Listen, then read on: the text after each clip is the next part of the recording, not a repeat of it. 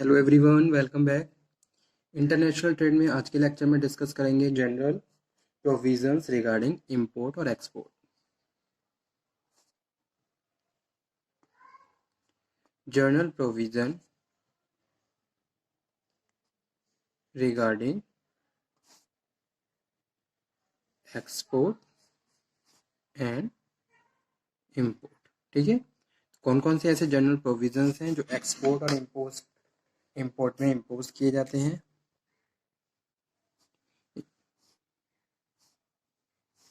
These are the rules and regulations which are imposed by the government on international business. ठीक है,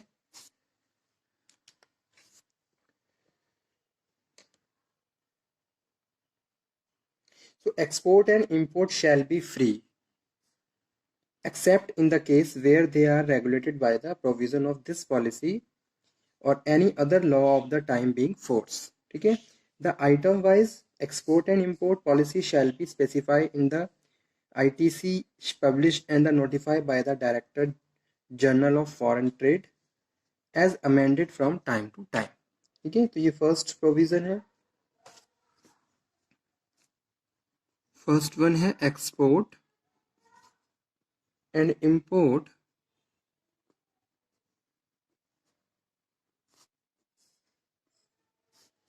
free unless regulated।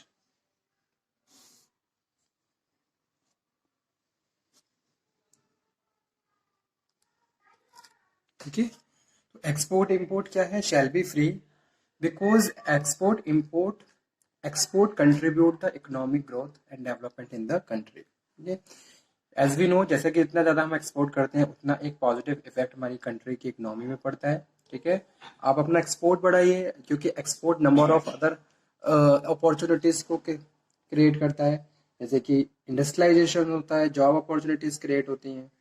तो ये सारे important factors हैं, increasing the living standard of the people. तो ये सारे ऐसे फैक्टर्स हैं जो आपकी कंट्री की इकोनॉमिक स्टेटस को और ज़्यादा इम्प्रूव करते हैं। ठीक है, तो इसलिए फर्स्ट जो प्रोविज़न है, export import shall be free, और जो भी एक्सपोर्टर है जो फैक्ट्री रन कर रहे हैं उनके लिए जो रॉ मटेरियल है वो रॉ मटेरियल भी बहुत कम प्राइस पे, ठीक है, सब्सिडी के साथ उनको प्रोवाइड किया जाता है। Because everyone is know exporter create a very significant role in the economic growth and development of the country. Okay, so second one provision है compliance with law। compliance with law means to say कि भाई जितने भी exporters हैं उनको compliance भी करवाना पड़ता है। ठीक है, सडन और प्री प्लान ऑडिट्स होते हैं, ऑडिट्स में प्रॉपर वेरिफिकेशन किया जाता है कि भाई जो रूल्स एंड रेगुलेशंस आपकी फैक्ट्री पे इम्पोज किए गए हैं आप उन रूल्स एंड रेगुलेशंस को फॉलो कर रहे हैं या नहीं कर रहे हैं, कितना आप उन रूल्स एंड रेगुलेशंस को फॉलो कर रहे हैं। Mainly focus on the factories act 1948 की वर्कर्स को हेल्थ सेफ्टी एंड वेलफेयर के रिगार्डिंग जो भी प्रोविजंस हैं, जो भी कंडीशंस हैं, आप वो कंडीशंस प्रोवाइड करवा रहे हैं नहीं करवा रहे, किस तरीके से फैक्ट्री को रन कर रहे हैं, गवर्नमेंट ने जो भी रेस्ट्रिक्शंस जो भी रूल्स एंड रेगुलेशन इम्पोज कर रहे हैं उनको आप कितना इम्प्लीमेंट कर रहे हो। सो एवरी एक्सपोर्टर और importer shell comply with the provision of the foreign trade.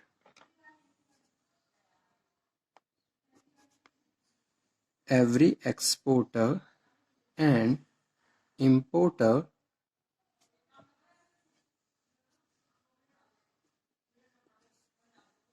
shall comply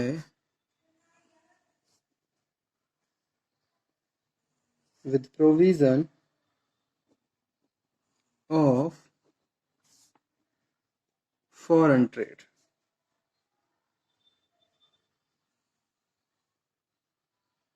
Foreign Trade Development and Regulation Act 1992। इस एक्ट के अकॉर्डिंग जितने भी प्रोविजंस है that provisions must be apply by the exporter to their manufacturing units और the organisations. So the rules and orders made thereunder the provision of this policy and terms and conditions of any license, certificate, permissions, granted to him. तो जैसे factory है, factory को हमें चलाने के लिए licence obtain करना पड़ता है। तो जो फैक्ट्री चीफ इंस्पेक्टर होता है वहाँ वहाँ से हमें लाइसेंस ऑब्टेन करना होता है, तब जाके हम फैक्ट्री को रन कर सकते हैं। और जो भी मटेरियल हम प्रोड्यूस कर रहे हैं या जो भी एक्सपोर्ट कर रहे हैं उसके लिए हमें परमिशन लेनी पड़ती है, ठीक है। सो द नेक्स्ट है the rules, orders made there under the provisions of this policy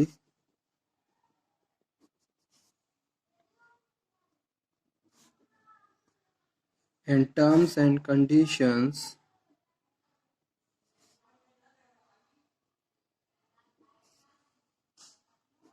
of any license, certificate,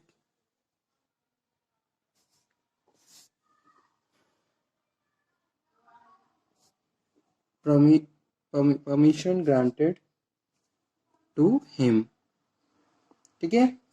So as well as provisions of any other law for the time being in force, जो भी implement हो रहे हैं that must be acceptable and implemented by the exporter or importer, ठीक है।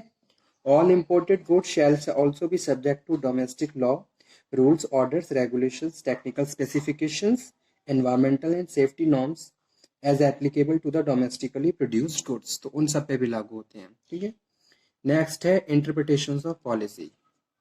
Next जो general provision है regarding export import, that is interpretation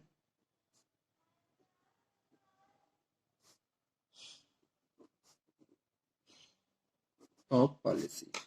If any questions or doubt arise in the respect of the interpretation of any provision contained in the policy regarding the classification of any item or handbook, the said questions or doubts shall be referred to the Director General of Foreign Trade। तो यहाँ पे लिख देता हूँ, जो भी doubt है, जो भी एक तरीके से इश्यूज है, वो इश्यूज कंसीडर किया जाता है by director general of foreign trade, ठीक है। तो अगर कोई भी पॉलिसी हम जैसे कोई नई ट्रेड पॉलिसी आई है, that policy must be analyse first. सबसे पहले क्या होगा, जो एक्सपर्ट होते हैं direct with the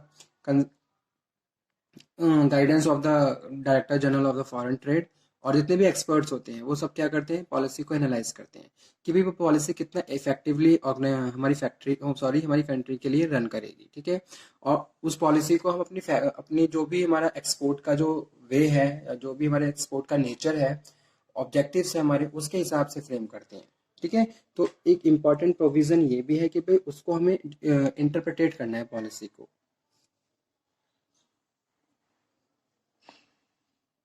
So doubt shall be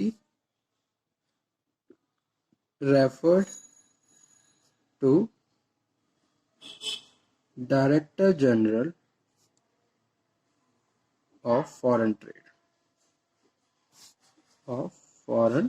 Trade। इसका डिसीजन क्या होता है, मस्ट बी फाइनल, ठीक है। नेक्स्ट प्रोविजन है प्रोसीजर। क्या प्रोसीजर होता है, तो प्रोसीजर क्या है, the director general of foreign trade may any case or class of the cases specify the procedure to follow by the exporter।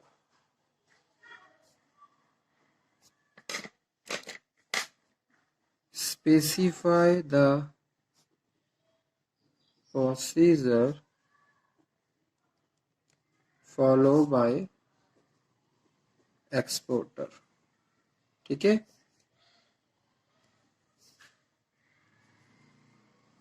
और इंपोर्टर, तो जो डायरेक्टर जनरल ने जो भी प्रोसीजर बनाया है, that procedure must be implemented by the exporter और importer.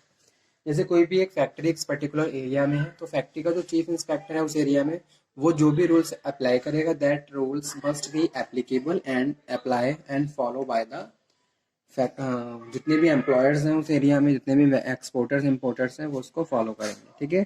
तो वही चीज प्रोसीजर, जो भी प्रोसीजर है वो director general of foreign trade के द्वारा डिसाइड किया जाता है।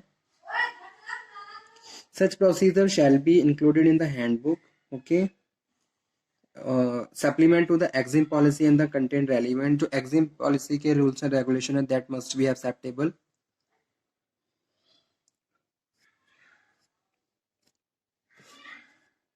ठीक है, उसके बाद फिफ्थ जो प्रोविजन है वो है प्रिंसिपल्स ऑफ रेस्ट्रिक्शन। कुछ प्रिंसिपल्स हैं as a restrictions of on EXIM, principles of restrictions.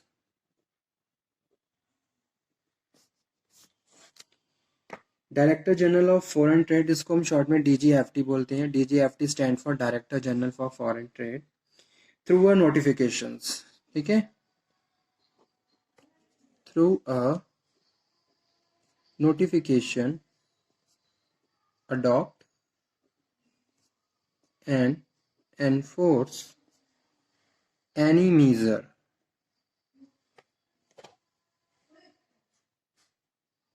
necessary for, first क्या है, फर्स्ट है protection of public moral, protection of public moral.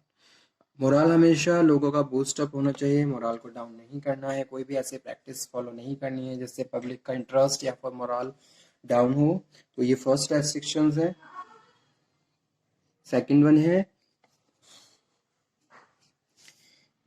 Protection of human, animal and plant life और breathe.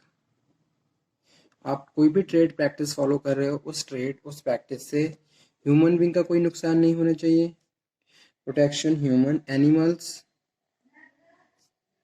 और plant life on earth.